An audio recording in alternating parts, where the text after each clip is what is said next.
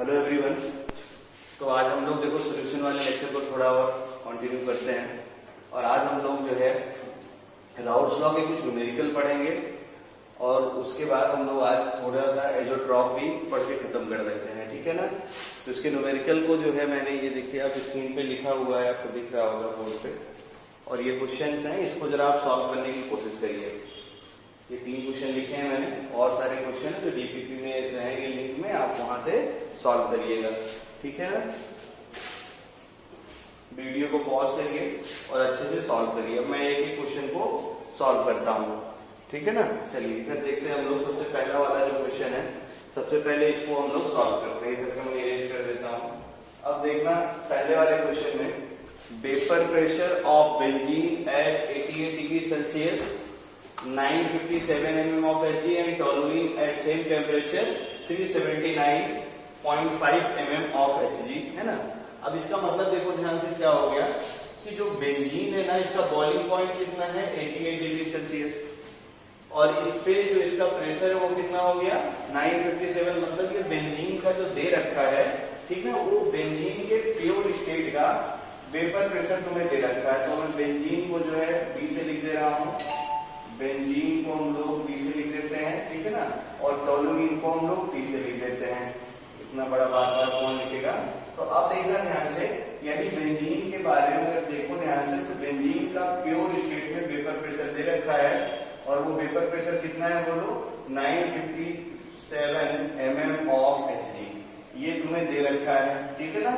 और जो टोलुइन है इसी सेम टेम्परेचर पे, मतलब ये ध्यान में रखे रहना, ये दोनों दे कहाँ रखे हैं एट 88 डिग्री सेल्सियस, मतलब इसके बॉइलिंग पॉइंट पे।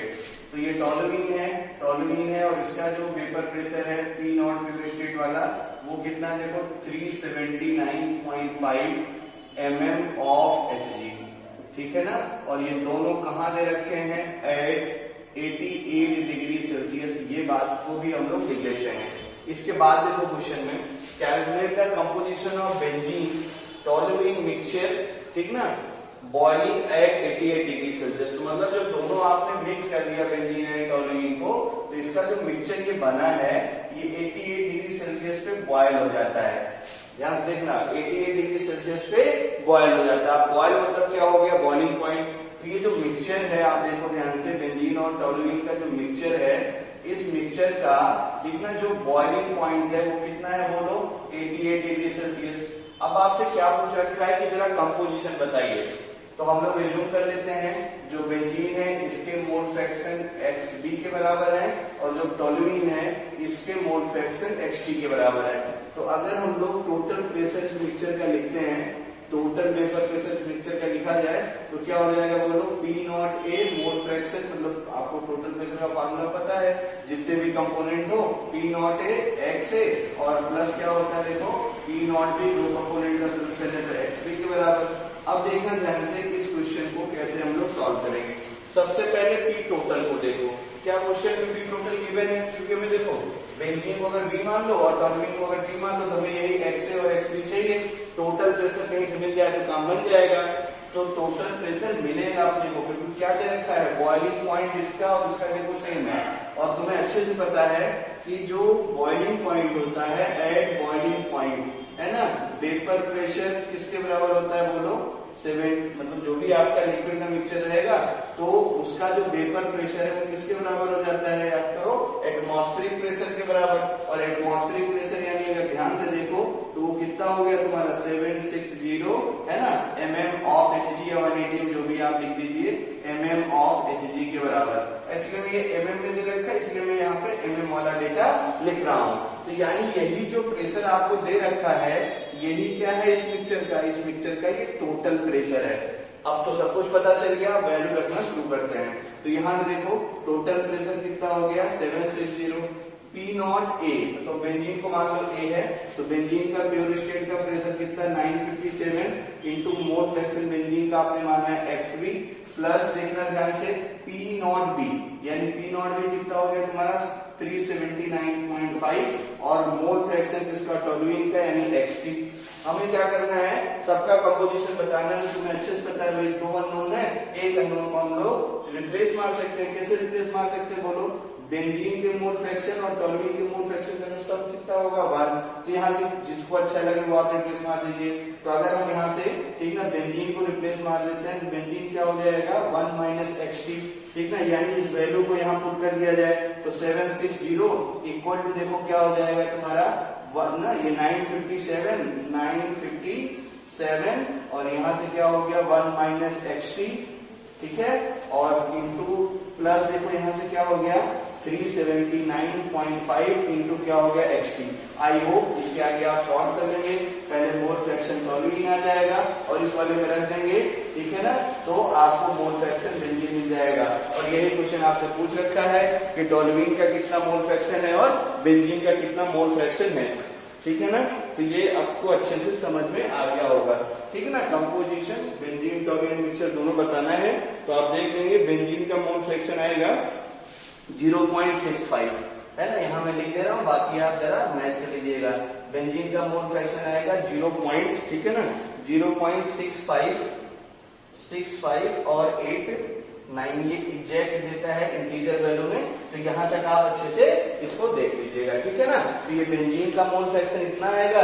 तो टोल्यूइन के लिए तो आपको पता ही है, इसमें घटा दीजिए, पहले टोल्यूइन सॉल्व कर लीजिए, बेंजीन कैसे निकाल लीजिए, आंसर आ जाएगा। आई होप पहली वाली प्रॉब्लम आपको बहुत अच्छे से समझ में आ गई होगी, ठीक है। ये क्वेश्चन अच्छे हैं, आते हैं, ठीक है ना, स्कूल एग्जाम में नीट के पेपर में तो कोई दिक्कत नहीं है, ठीक है ना, और जेईई मेंस के लिए भी सही है, कोई दिक्कत ऐसी नहीं है। चलिए अब हम लोग अगला क्वेश्चन सॉल्व करते हैं। ये क्वेश्चन थोड़ा अच्छा है, ध्यान से देखो, थोड़ा सा दिमाग आपका लगेगा, ठीक है ना। तो इसको जरा सॉल्व करिए एक बार, ठीक है। सर ये देखिए सॉल्व हो गया तो अच्छी बात है, नहीं तो मैं इसको सॉल्व करता हूँ, ठीक है ना।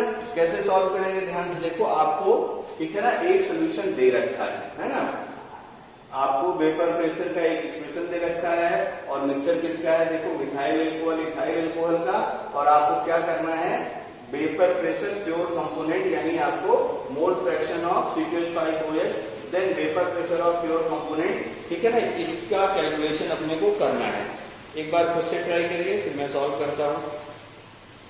चलिए देखिए कैसे सॉल्व करेंगे, एकदम आसान है, कुछ करना ही नहीं है। आप देखो ध्यान से, सिंस है ना आपको एक एक्सप्रेशन दे रखा है P = 254 और प्लस कितना है 100 एंड माइनस बल्कि -119 और किसके बराबर x के बराबर। क्वेश्चन पढ़ लो अच्छे से। x क्या है मोल फ्रैक्शन ऑफ इथाइल अल्कोहल, खूब अच्छे से देखना। तो अगर मान लो हमारे पास ये कंटेनर जो है, इस कंटेनर में देखो 2 लिक्विड है आपने रख डाले हैं। एक लिक्विड है तुम्हारा कौन सा बोलो मिथाइल अल्कोहल और एक लिक्विड कौन सा है बोलो इथाइल अल्कोहल। मैं ज्यूम कर लेता हूँ मिथाइल अल्कोहल का प्योर स्टेट का प्रेशर P0A है, मतलब मिथाइल अल्कोहल को मैं A से लिख देता हूँ, ज्यादा अच्छी बात रहेगी, और इथाइल अल्कोहल को मैं B से लिख देता हूँ, अपने मन से मैंने मान लिया। इसका प्रेशर मान लेते हैं हमें, ठीक है ना, और इसका प्योर स्टेट का प्रेशर कितना है P0CH3OH मान लेता हूं मैं, या A भी ज्यादा अच्छा रहेगा, बार बार इतना बड़ा कौन लिखेगा। तो इसका जो मिथाइल अल्कोहल है इसका प्रेशर मान लिया मैंने P0A और जो इथाइल अल्कोहल है इसका प्रेशर मैंने मान लिया P0B। आपको क्वेश्चन में दे रखा है इसका मोल फ्रैक्शन इथाइल अल्कोहल का मोल फ्रैक्शन किसके बराबर है x के बराबर है, ये आपको गिवन है और वो एक्सप्रेशन गिवन है, वहां से हमें सॉल्व करना है। तो अगर इस कंटेनर का हम लोग टोटल प्रेशर यानी P लिखना चाहते हैं, टोटल प्रेशर ये देखो ये P है, क्वेश्चन में दे रखा है बाइनरी मिक्सचर का टोटल प्रेशर P है। तो P = P टोटल क्या होता है बोलो P0A और क्या XA और प्लस क्या हो जाएगा बोलो P0B और क्या हो जाएगा XB। अब देखना ध्यान से, जो तुम्हारा XA प्लस XB की वैल्यू है किसके बराबर है 1 के बराबर है। तो अब हम लोग क्या करते हैं, देखो जो आपका XA है इसको 1 माइनस, क्योंकि हमें देखो ये वाला डेटा XB पता हुआ है, तो हम लोग क्या करते हैं XA को रिप्लेस मार देते हैं। तो यानी XA = क्या हो गया 1 माइनस XB, इस वैल्यू को यहाँ रखा जाए तो P = आप देखो जरा ध्यान से, ठीक है ना। तो P = क्या मिल गया तुम्हारे पास P0A 1 माइनस XB, ठीक है ना, और प्लस क्या नाम हो गया तुम्हारा P0B और क्या हो गया XB।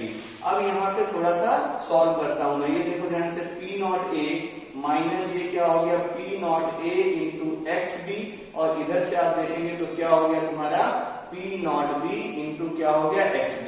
थोड़ा और इक्वेट किया जाए तो ये देखो क्या हो गया P0A माइनस अब मैं क्या करता हूँ, देखना ध्यान से, ठीक है ना, इसमें से हम लोग XB को कॉमन लेते हैं। भाई XB अगर कॉमन लेंगे तो बहुत अच्छी बात अपने लिए हो जाएगी। तो यहाँ से अगर हम लोग XB कॉमन ले लें, माइनस पहले आ गया, ये देखो क्या हो जाएगा तुम्हारा P नॉट A और माइनस ये क्या हो जाएगा बोलो P नॉट B के बराबर। तो ये P टोटल का एक्सप्रेशन आ गया, ठीक है ना, और वो एक्सप्रेशन किसके बराबर आ गया देखो P नॉट A और विद इन ब्रैकेट में XB और इसके ब्रैकेट के अंदर क्या हो जाएगा तुम्हारा P not A minus P not B के बराबर। क्लियर हो गया होगा, ठीक है। तो अब इसको थोड़ा सा और सॉल्व कर लिया जाए। ये एक्सप्रेशन आपको देखो, ये एक्सप्रेशन आपको पहले से गिवन था। इस इक्वेशन को हम लोग 1 मान लेते हैं, इस इक्वेशन को हम लोग 1 मान लेते हैं और इस इक्वेशन को 2 मान लेते हैं, दोनों कंपेयर कर लेते हैं, आपको सारे डेटा मिल जाएंगे, ठीक है ना। तो ये अच्छे से जरा देख लीजिए ताकि गड़बड़ न होने पाए, सब कुछ आपका डेटा वाटा मैच कर गया है। अब इसको खूब अच्छे से आप सॉल्व कर लीजिए। तो दोनों को जरा कंपेयर कर लीजिए। तो आप जब दोनों को कंपेयर करेंगे इक्वेशन 1 और 2 को, तो अब देखना ध्यान से खूब अच्छे से, है ना, जहां पे XB है, अब XB देखो तुम्हारे पास किसके बराबर है, XA के बराबर है, तो ये भी कोई दिक्कत नहीं है, यानी ये XA हो गया, है ना, X के बराबर हो गया। दोनों कंपेयर कर लो अगर 1 और 2 को, तो अब देखना ध्यान से, जो P नॉट A है यानी प्योर स्टेट का जो वेपर प्रेशर का प्रेशर है, P नॉट A के प्लेस पे कितना है बोलो 254, और तुम्हें अच्छे से पता है ये 254 अगर ध्यान से देखो तो किसका वेपर प्रेशर आपने माना है, मिथाइल अल्कोहल का, यानी P नॉट मिथाइल अल्कोहल का वेपर प्रेशर कितना हो गया 254, ठीक है ना। फिर देखो ध्यान से, जहां पे तुम्हारा, ठीक है ना, P not A minus P not B है, ये भी देख लो ध्यान से, जो तुम्हारा P नॉट A और माइनस P नॉट B है, ठीक है ना, ये किसके बराबर है देखो 119 के बराबर, ठीक है ना। आई होप क्लियर हो गया होगा। और P नॉट A माइनस 119 हो गया, और यहां से मैं देखो ये वाला डेटा चाहिए, ठीक है ना, P नॉट B, तो यहां से हम लोग जब P नॉट B निकालेंगे ये क्या हो जाएगा 100 माइनस पहले इधर और इधर ये जाएगा कितना हो गया देखो P नॉट A माइनस, इधर अच्छा नहीं लग रहा है तो ये क्या हो गया माइनस कॉमन ले लो, तो ये क्या हो गया P नॉट A माइनस कितना 119, P नॉट A तुमने सॉल्व कर लिया 254 माइनस 119, है ना, सब्ट्रैक्ट कर लीजिएगा, ये आ जाएगा तुम्हारा 135 mm ऑफ Hg, ठीक है ना। तो ये हो गया, इतना mm प्रेशर हो गया तुम्हारा मिथाइल अल्कोहल का, और इतना mm प्रेशर आप देखेंगे तो ये प्रेशर किसका हो गया बोलो P नॉट, और ये किसका प्रेशर हो गया इथाइल अल्कोहल का। आई होप यहाँ तक भी आपका क्लियर हो गया होगा, ठीक है ना। तो आपको प्योर कंपोनेंट में बताना था तो आपने यहाँ तक लाके सॉल्व कर लिया और सारे आंसर आपके मैच कर गए, ठीक है ना। तो ये हो गया तुम्हारा सेकेंड वाली प्रॉब्लम। थर्ड वाले प्रॉब्लम को जरा सॉल्व करता हूं मैं, समझ में आ गया ना, वीडियो रिवाइंड कर लेना और एक बार और अच्छे से समझ में आ जाएगा, ठीक है ना। चलिए अब हम लोग देखते हैं थर्ड वाले प्रॉब्लम को।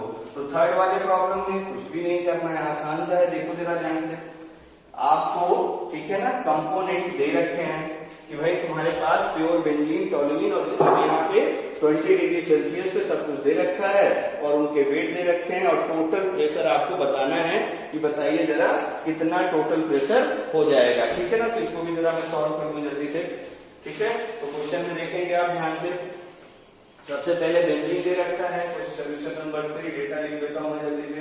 तो तीसरा जब बनाएंगे तो अब देखो मैं क्या करता हूं भाई,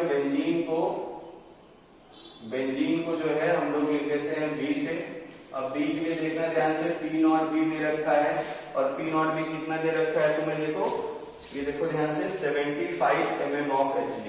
तो P नॉट B कितना देखा है 75 mm दे रखा है, ये बेंजीन के लिए दे रखा है, और आपको दे रखा है, ठीक है ना, इस मिक्सचर में कितने ग्राम बेंजीन है, बेंजीन का मास दे रखा है 23.4 ग्राम, ये आपको गिवन है। तो हमें मोल फ्रैक्शन का काम पड़ेगा, क्योंकि मोल फ्रैक्शन बेंजीन का काम पड़ेगा अपने को। तो हम लोग सबसे पहले इसका मोल निकाल लेते हैं। तो मोल बेंजीन कितना हो गया 23.4 डिवाइडेड बाई बेंजीन का मोलर मास, है ना। बेंजीन का फार्मूला आप जानते हैं क्या होता है C6H6, ठीक है ना। तो इसका जो मोलर मास निकालेंगे, यानी बेंजीन देखो ध्यान से, सबको पता ही है, ये देखो ये बेंजीन का स्ट्रक्चर होता है ना, हर कार्बन पे एक एक हाइड्रोजन लगा हुआ है। ये देखिए ये बेंजीन है, तुम्हारी मोलर मास यहाँ से पता चल जाएगा। तो मोलर मास है ना कितना हो गया तुम्हारा 78, इसका जब मोल आप निकालेंगे तो ये डेटा मिल जाएगा तुम्हें 0.3, कितना मिल जाएगा 0.3, अच्छे से याद रखे रहना। और फिर देखना ध्यान से, आपको कुछ और दे रखा है, और वो क्या दे रखा है, दूसरा लिक्विड टोल्यूइन। टोल्यूइन को हम लोग P से मान लेते हैं, इसका जो P0T है वो भी दे रखा है, और कितना दे रखा है बोलो, 20 mm ऑफ Hg दे रखा है, ठीक है ना। इसका हम लोग वेट दे रखा है, और वेट कितना दे रखा है बोलो, 64.4 ग्राम इसका वेट दे रखा है। इस वेट से हमें इसके मोल का काम पड़ेगा, तो मोल निकाल लेता हूँ 64.4 डिवाइडेड बाई मोलर मास। अब टोल्यूइन का फार्मूला भी आप बहुत अच्छे जानते होंगे, ठीक ना। बेंजीन के स्ट्रक्चर में अगर यहाँ CH3 लगा दो, इसको क्या बोलते हैं हम लोग, टोल्यूइन। ये देखो टोल्यूइन हो गया। मॉलिक्यूलर फार्मूला लिखना चाहते हैं तो C7 और 5 हाइड्रोजन यहाँ से, 3 वहां से, कितना हो गया C7H8। इसका भी जब मोलर मास आप निकालेंगे तो मोलर मास इसका आ जाएगा तुम्हारा 92। अब मोल जब इसका निकालेंगे, इसका मोल आ जाएगा 0.7, इसका मोल कितना आ जाएगा 0.7। आई होप अब तो काम बन गया। अब अपने को क्या बोलना है कि भाई टोटल प्रेशर सोल्यूशन का बताना है, तो P टोटल अगर मुझे बताना है तो ये क्या हो जाएगा, P0B मोल फ्रैक्शन बेंजीन प्लस क्या हो जाएगा, देखो P0 toluene mole fraction toluene, ठीक है ना। अब मोल फ्रैक्शन अगर बेंजीन का मुझे बताना है तो पहले ये निकाल लेता हूं। बेंजीन का मोल 0.3 divided by total mole 0.3 plus 0.7 यानी 1, यानी बेंजीन का मोल कितना हो गया 0.3, ये हो गया मोल फ्रैक्शन इसका, ठीक है ना। टोल्यूइन का मोल फ्रैक्शन बताना है तुम्हें, तो mole fraction toluene mole fraction benzene equal to 1 हो जाएगा। तो मोल फ्रैक्शन अगर टोल्यूइन निकालूंगा मैं तो 1 माइनस मोल फ्रैक्शन बेंजीन, ये निकाल लिया आपने, कितना आएगा ये 0.3। अब सारी वैल्यू यहाँ आके पुट कर दीजिए, P0 की वैल्यू पता है, P0 की वैल्यू पता है, आंसर आ जाएगा। और जब सब सॉल्व कर लेंगे तो आंसर आपका आ जाएगा 203.84 mm ऑफ Hg, ठीक है ना। तो ये हो गया तीसरे प्रॉब्लम का सोल्यूशन, ठीक है ना। आई होप यहां तक आपको अच्छे से क्लियर हो गया होगा। बहुत सारे क्वेश्चन लिंक में रहेंगे, आप प्लीज सॉल्व करिएगा। Thank you. तो देखिए हम लोग एजोट्रॉप्स को आज करते हैं ना। एजोट्रॉप में सबसे पहले एजोट्रॉप्स ग्रीक मीनिंग होती है, या ग्रीक वर्ड इसकी मीनिंग क्या होती है, बॉइलिंग विदाउट चेंज। एजोट्रॉप्स क्या होते हैं, ऐसे मिक्सचर, ठीक ना, जिसको आप बॉयल करिए, ठीक ना। एक बार डेफिनेशन पढ़ लेते हैं फिर समझ में आ जाएगा और अच्छे से। बाइनरी मिक्सचर, ठीक ना, that have same composition in liquid phase and vapour phase. ध्यान से देखना, ऐसा मिक्सचर जिसमें वेपर में और लिक्विड में सेम कंपोजिशन हो, and boils at constant temperature, और वो कांस्टेंट टेम्परेचर पे बॉयल करें, एंड कैन डिस्टिल अनचेंज, ठीक ना। मतलब आप इसको जो वेपर बन जाए तो उसको कंडेंस करके फिर से मतलब डिस्टिल कर लो, डिस्टिलेशन, ठीक ना। पहले वेपोराइज करो फिर कंडेंस करो। तो जब डिस्टिल करने के बाद अनचेंज इन कंपोजिशन, मतलब फिर से उतना अमाउंट आपको मिल जाए, are known as azeotropic mixture और सिंपली एजोट्रॉप्स, ठीक है ना। फिर से डेफिनेशन कंप्लीटली याद होनी चाहिए स्कूल एग्जाम के लिए। Binary mixture that have same composition in vapor and liquid phase and boils at constant temperature, ठीक है ना, can distill unchanged in composition are known as azotropic mixture, ठीक है ना, और simply azotrops। मतलब क्या है, आपके पास अगर लिक्विड का सोल्यूशन है तो आप लिक्विड को पहले बॉयल करिए वेपर के फॉर्म में। अब वेपर और लिक्विड में कंपोजिशन अगर सेम आ गया और फिर आपने क्या किया, उस वेपर को डिस्टिल कर लिया, अब डिस्टिल कर लिया तो फिर से तुम्हें उतना ही कंपोजिशन मिल गया, देखो अनचेंज इन कंपोजिशन।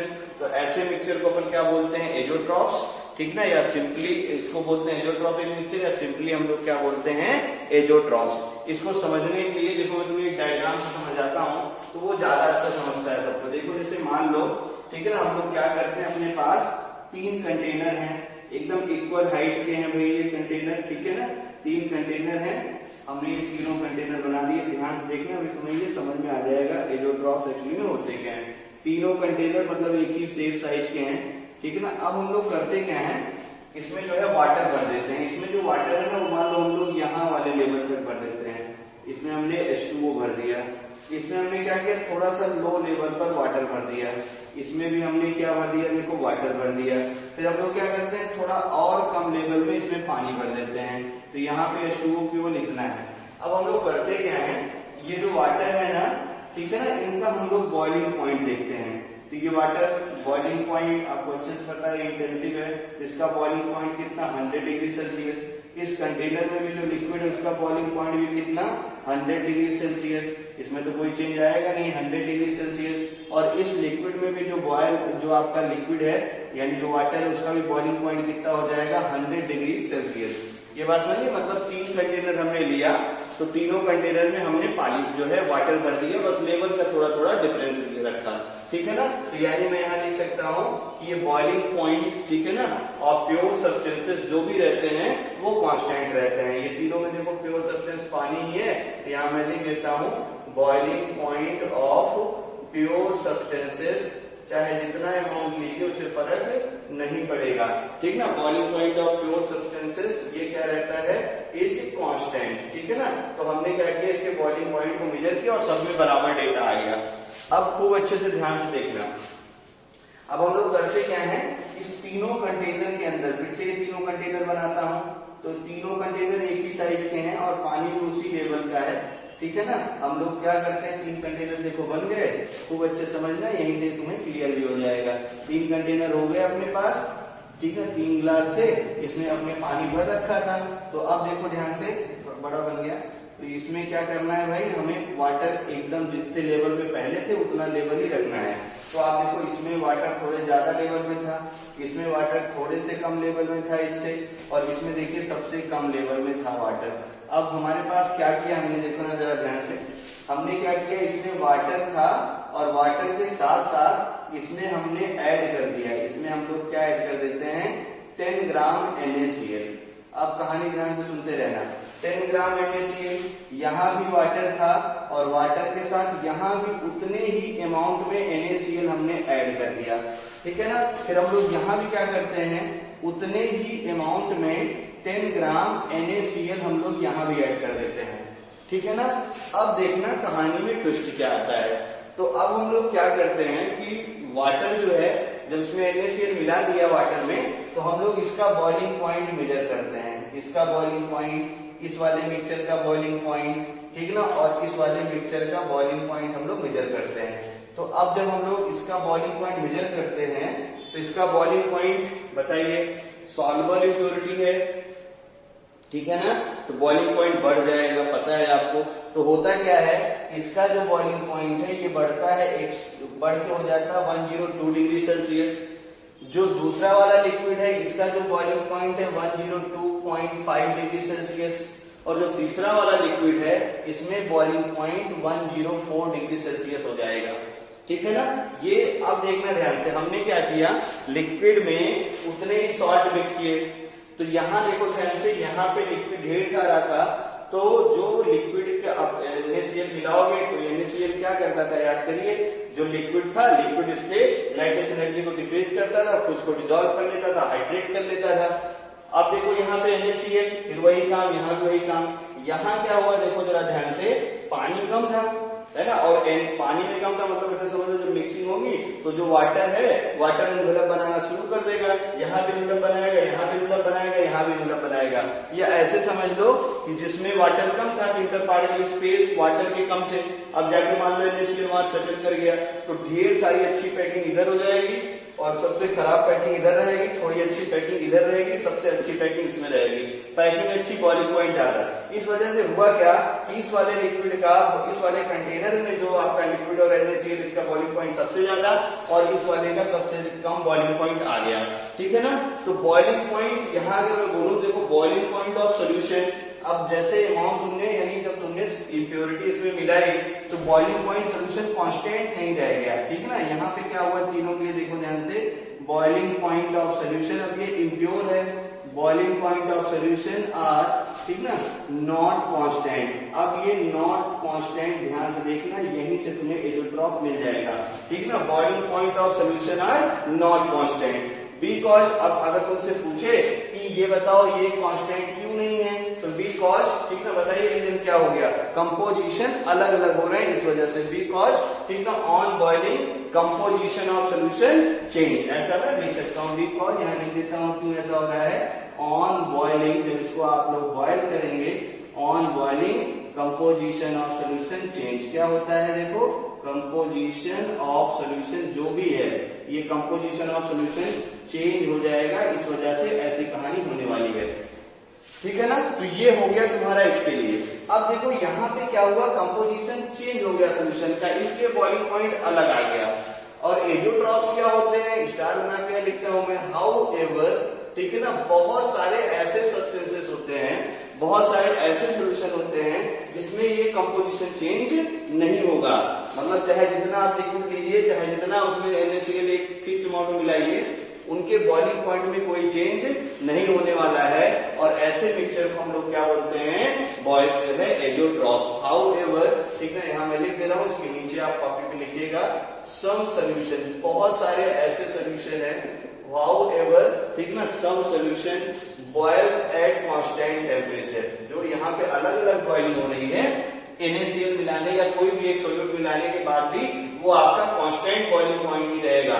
ऐसे सोल्यूशन को हम लोग क्या बोलते हैं, ठीक ना, एजियोट्रॉपिक मिक्सचर या एजियोट्रॉपिक सोल्यूशन, ठीक है। Some solution boils at constant temperature, boils at constant temperature, some solution boils at constant temperature, such solution, जो भी ये solution रहेगा, such solution are called as, ऐसे solution को हम लोग बोलते हैं, such solution are called as azeotropic mixture, such solution are called as azeotropic mixture, इसको हम लोग बोलते हैं एजियोट्रॉपिक मिक्सचर, ठीक है ना।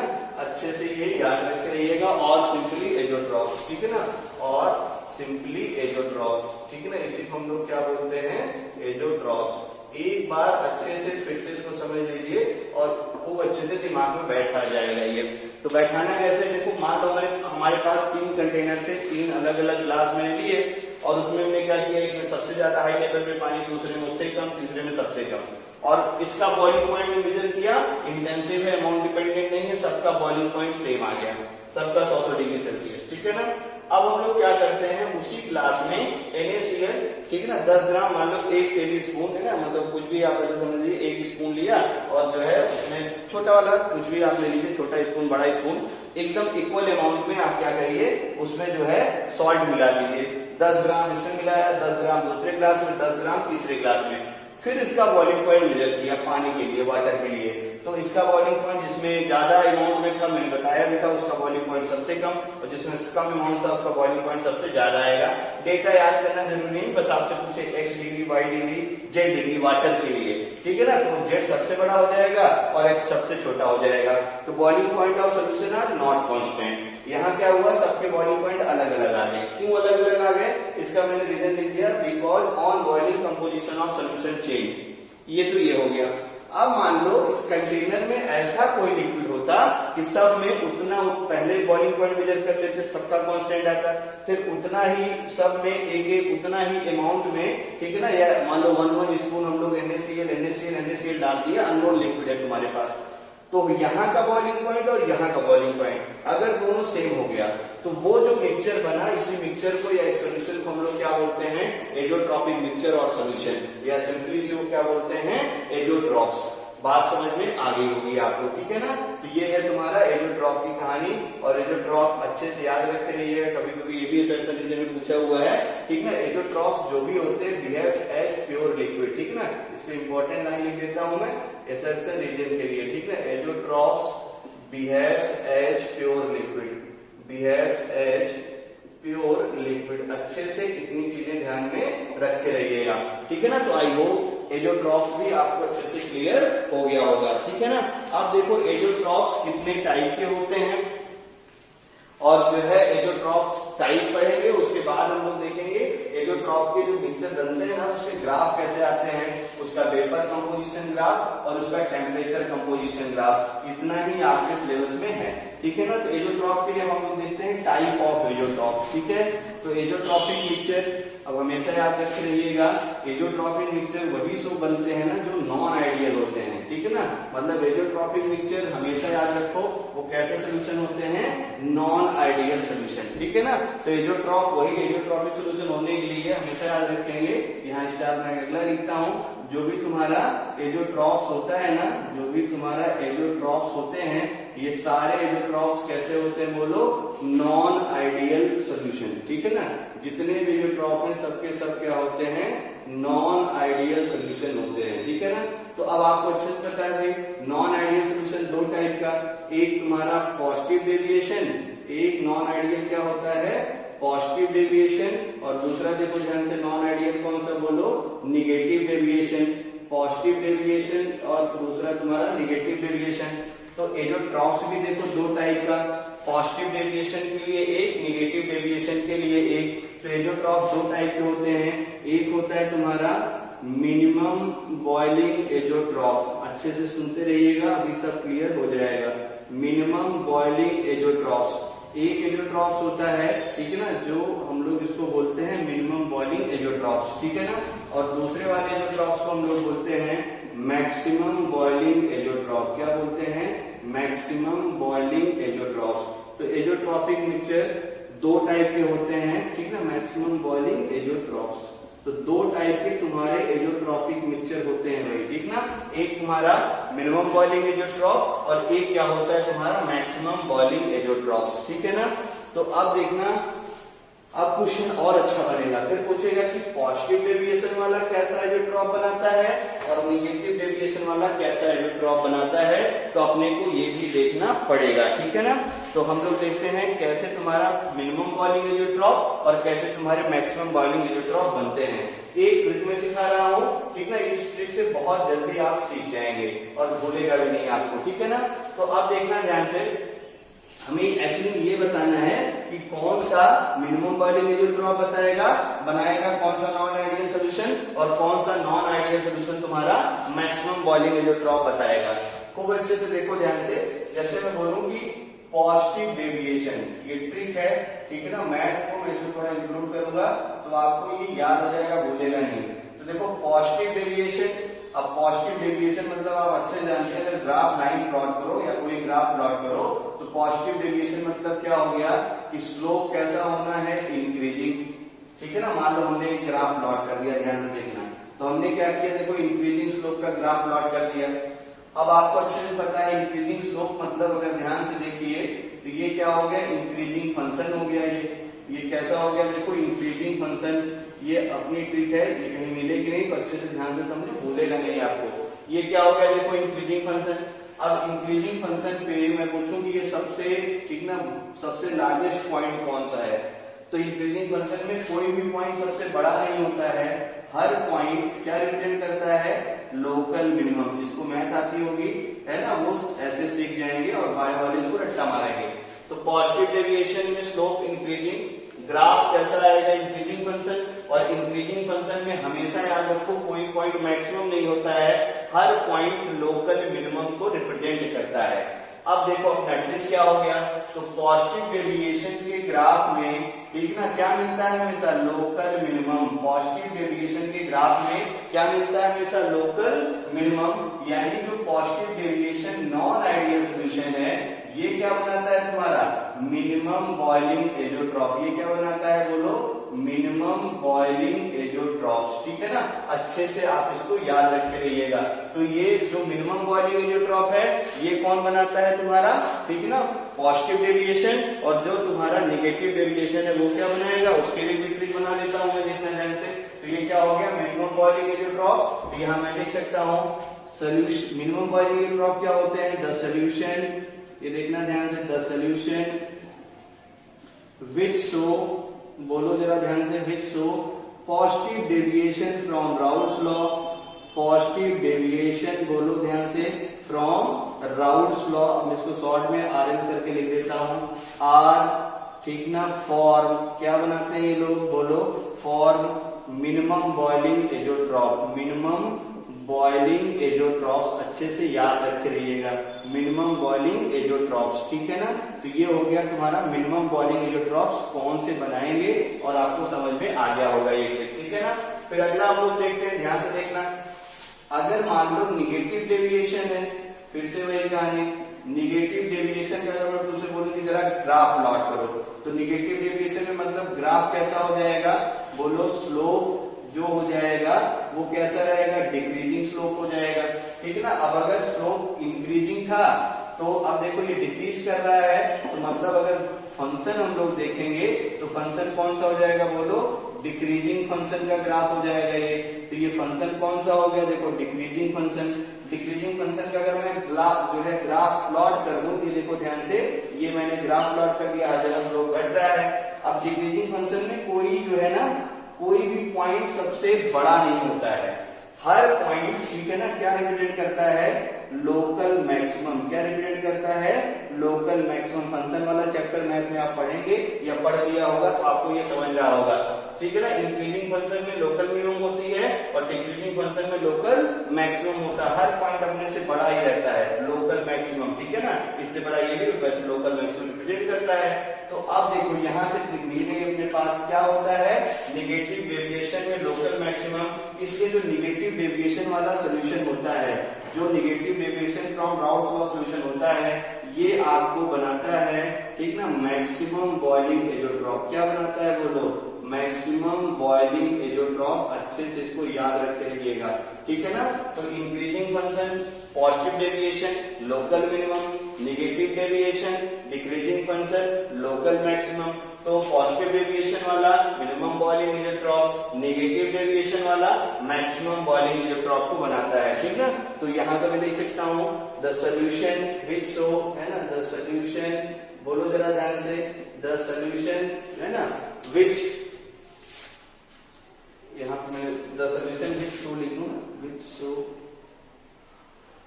द सोल्यूशन विच शो, बोलो जरा ध्यान से, which show positive deviation, negative deviation, so, है ना, SHOW, सो पॉजिटिव डेविएशन, ठीक है ना, पॉजिटिव डेविएशन, उल्टा मैंने बोल दिया, पॉजिटिव डेविएशन हो चुका है। So negative deviation, negative deviation from Raoult's law, negative deviation from Raoult's law, ठीक ना, आर फॉर, बोलो जरा, ठीक है ना, मैक्सिमम बॉइलिंग एजोट्रॉप, ठीक ना, मैक्सिमम बॉइलिंग एजोट्रॉप, ठीक है। तो ये हो गया तुम्हारा एजोट्रॉप की कहानी, और जो आपको भूलेगी नहीं, ठीक है ना। अच्छे से वीडियो रिवाइंड कर लीजिएगा, ये ट्रिक बहुत इंपॉर्टेंट है। अच्छे से ये याद रखे रहेंगे तो आपको उधर की चीज रट्टा नहीं मारनी पड़ेगी, ठीक ना। Positive deviation increasing function, slope कैसा, इंक्रीजिंग। हर इंक्रीजिंग फंक्शन में कोई भी पॉइंट का रिप्रेजेंट करता है लोकल मिनिमम, ठीक है ना। तो यानी मिनिमम बॉइलिंग एजोट्रॉप कौन बनाता है, राउल्स लॉ से जो पॉजिटिव डेविएशन देता है, ठीक है ना। निगेटिव डेविएशन यानी स्लोप डिक्रीजिंग यानी डिक्रीजिंग फंक्शन का ग्राफ। डिक्रीजिंग फंक्शन में हर पॉइंट का रिप्रेजेंट करता है लोकल मैक्सिमम, यानी राउल्स लॉ से जो निगेटिव डेविएशन शो करता है वो क्या बनाता है, मैक्सिमम बॉइलिंग एजोट्रॉप। और जो भी आपको पॉजिटिव डेविएशन शो करते हैं वो क्या बनाते हैं, मिनिमम बॉइलिंग एजोट्रॉप, ठीक है ना। आइडियल नॉन आइडियल के एग्जाम्पल भी करा रखे मैंने, लिंक में आपको आइडियल नॉन आइडियल के लास्ट पार्ट में आपको एग्जाम्पल का लिस्ट भी मिल जाएगा, उसको भी आप देख लीजिएगा। अब क्वेश्चन ऐसे पूछेगा कि ये सोल्यूशन पॉजिटिव डेविएशन वाला है कि नेगेटिव डेविएशन वाला है, और क्वेश्चन आपसे ये भी पूछना शुरू कर सकता है, वही वाले एग्जांपल देके बताइए मिनिमम बॉइलिंग एजोट्रॉप है कि मैक्सिमम बॉइलिंग एजोट्रॉप है। तो आई होप ये ट्रिक भी आपको समझ में आ गई होगी, ठीक ना। ये ट्रिक अच्छे से कॉपी कर लीजिएगा, ठीक है ना। तो आपको यहाँ तक कोई प्रॉब्लम नहीं होगी। तो ये हो गए आपके एजोट्रॉपिक मिक्सचर क्या होते हैं। अगले पार्ट में एजोट्रॉप्स के हम लोग ग्राफ पढ़ेंगे। Thank you.